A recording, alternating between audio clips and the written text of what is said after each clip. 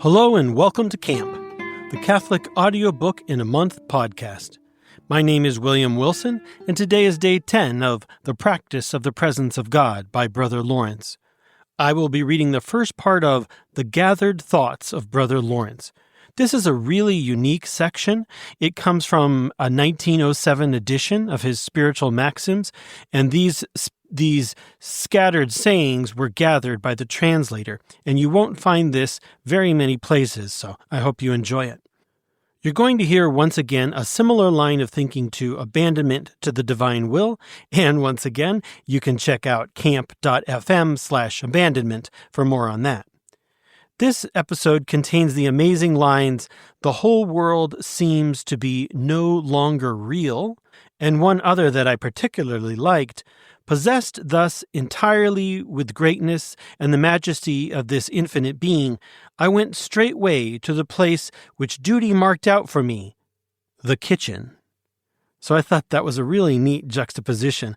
We have this idea of the majesty of the infinite being, and where does he go? The kitchen. So I hope you enjoyed today's reading. Let's get started.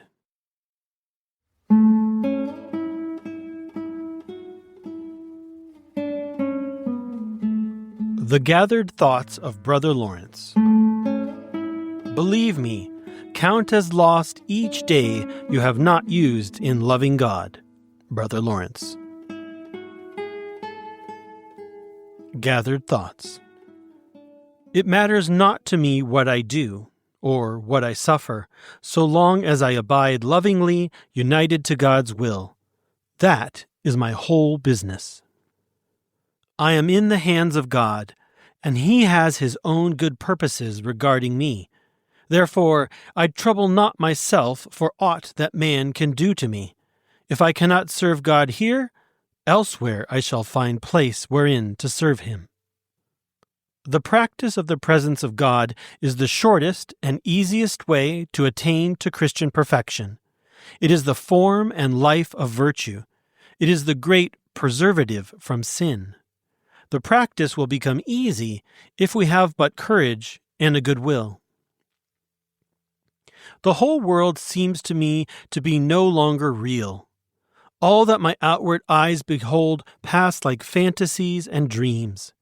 That which I see with the eyes of the soul is what alone I long for, and to be not yet in the possession of my heart's desire brings to me sorrow and drooping of spirit. On the one hand, dazzled by the brightness of the sun of righteousness, the scatterer of the shades of night, and, on the other, with eyes dimmed by my own sin, I feel at times as if I were beside myself, and yet I make it my ordinary business to abide in the presence of God with the humility of a useless, though a faithful servant. Since I first entered on the religious life, I have looked on God as the goal and end of the thoughts and affections of the soul. As a novice, during the hours appointed for prayer, I labored to arrive at a conviction of the truth of the divine being, rather by the light of faith than by the deductions of the intellect, and by this short and certain method I grew in the knowledge of this object of love, in whose presence I resolved evermore to abide.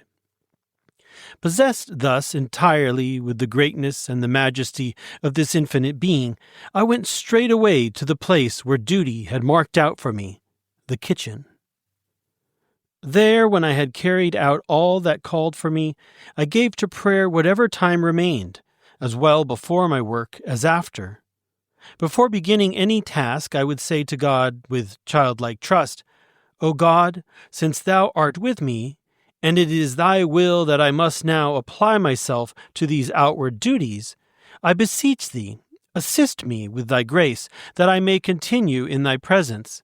And to this end, O Lord, be with me in this my work. Accept the labors of my hands, and dwell within my heart with all Thy fullness." Moreover, as I wrought, I would continue to hold familiar converse, offering to Him my little acts of service, entreating the unfailing succor of His grace. When I had finished, I would examine how I had performed my duty. If I found well, I gave him thanks. If ill, I besought his pardon, and without losing heart, I set my spirit right, and returned anew unto his presence, as though I had never wandered from him. Thus, by rising after every fall, and by doing all in faith and love, without wearying, I have come to a state in which it would be as little possible for me not to think of God as it was hard to discipline myself thereto at the beginning. O Lord, O God of gods, how wonderful thou art in all thy thoughts, beyond our understanding, how profound in all thy purposes, almighty in the works of thy hands. That's all for today. I hope you enjoyed the reading. Tomorrow I will read the second and final part of the Gathered Thoughts of Brother Lawrence. There's going to be more on faith, some hints of St. John of the Cross, and other counsels and prayers. If you have enjoyed today's podcast, please subscribe, rate, share, and help us grow.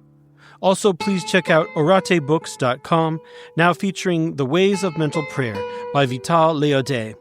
Praised by Pope St. Pius X and spiritual leaders across generations, this masterwork guides readers through the transformative journey of prayer, from its foundational practices to its most profound mystical heights. That's oratebooks.com. If you'd like to learn more about us, please visit camp.fm. Thanks for listening, and I'll see you tomorrow.